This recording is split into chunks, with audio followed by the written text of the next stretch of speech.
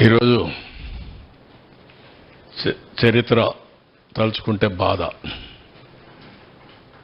చేసిన కష్టం టోటల్గా వృధా అయ్యే పరిస్థితి వచ్చింది. అది చూసినప్పుడు అట్లనే మనసు ఏమాత్రం కూడా నిగ్రహం చేసుకోలేని పరిస్థితి వస్తుంది. ఇంత కష్టపడితే ఈ మార్గం చేశారేంటి దుర్మార్గం అంటే జాతి ద్రోహం. ఇది నాకు కాదు, నేను నిమిత్త మాత్రుడిని, ప్రభుత్వం నిమిత్త మాత్రం. ఆ రోజు మాకు అవకాశం వచ్చింది.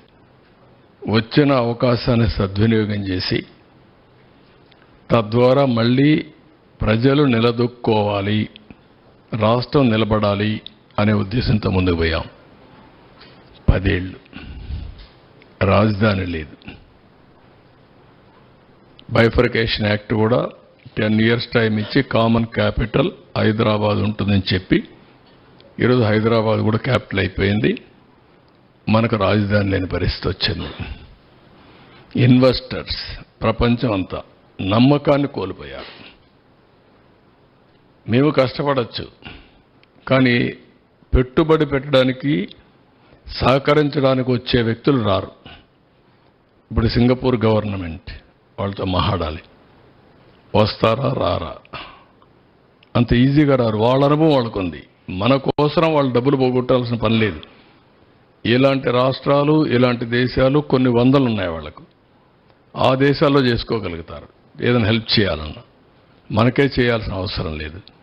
రెండోది, పెట్టుబడులు పెట్టే వాళ్ళందరికీ ఈరోజు బాగానే ఉంది, మళ్ళా ఈ భూతం ఇక్కడ ఉంటుంది కదా, ఈ దుర్మార్గుడు ఉంటాడు కదా, ఉన్నప్పుడు రేపు కథ ఏంటి, మేము ఎందుకు రిస్క్ చేయాలి మీ రాష్ట్రానికి అనే ఆలోచన ఉంటుంది. ఒక బ్రాండ్ ఇమేజ్ మొత్తం సఫర్ అయిపోయింది.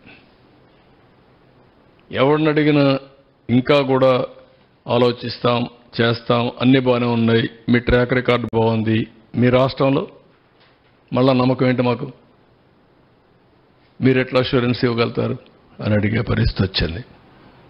This is the case study.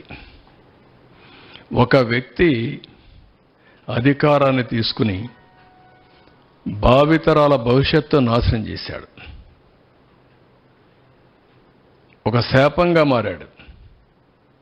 ఏ పాపం చేశారండి ఈ రాష్ట్రంలో ఉండే ప్రజలు? రాజధాని లేదు అని చెప్పుకొని పాపం ఏం చేశారు వీళ్ళు? ఇక్కడుండే వాళ్ళు ఓకే, అవకాశాల కోసం బయట పోతే పర్లేదు, కానీ ఇక్కడ అవకాశాలు లేక బయట పోవాల్సిన కర్మ ఏం పట్టింది? తెలివితేటలు లేవా? ఇక్కడ వనరులు లేవా? ఇక్కడ అవకాశాలు లేవా? ప్రపంచంలో ఉండే ప్రతి ఒక్క వ్యక్తి ఇక్కడికి వచ్చే అవకాశం ఉంది. గోదావరి, కృష్ణ, పుణ్య నదులు ఉన్నాయి, బంగారు పండించే భూములు ఉన్నాయి, రైతాంగం ఉన్నారు. Andhra Pradesh rice bowl of India, దేశానికి అన్నం పెట్టిన రాష్ట్రం ఇది. తీర ప్రాంతం భారతదేశంలో నెంబర్ 1 ఇది. 1000 కిలోమీటర్లు ఈస్ట్ కోస్ట్లో సన్ రైజ్ స్టేట్ ఇది. ఎన్నో పోర్ట్లు. మళ్ళీ ఈరోజు ప్రపంచం అంతా పోయి రాణించే యువత ఈ రాష్ట్రంలో ఎలాంటి అవకాశాలు లేకుండా అయింది. ఇది చాలా బాధ. ఇంట్రాస్పెక్ట్ చేసుకోవాలి. ఇలాంటి వ్యక్తులు ఇలాంటి ప్లేస్ని రాజకీయాల్లో ఉండడానికి అర్హత ఉందా అనేది ప్రజలు ఆలోచించాలి. ఈ ఆవేశంగా నేను మాట్లాడడం కాదు, ఏదో మమ్మల్ని ఇబ్బంది పెట్టారని నేను ఆలోచించడం కాదు. కానీ 5 కోట్ల ప్రజల భవిష్యత్తు కోసం పదే చెప్తున్నా, మీరు మరిచిపోకుండా ఆలోచించుకోవాల్సిన అవసరం ఉంది. ఇలాంటి వ్యక్తి ఇలాంటి పోస్టుకు అర్హుడా, రాజకీయాలకు అర్హుడా అని కూడా ప్రజలు ఆలోచించుకోవాల్సిన అవసరం ఉంది.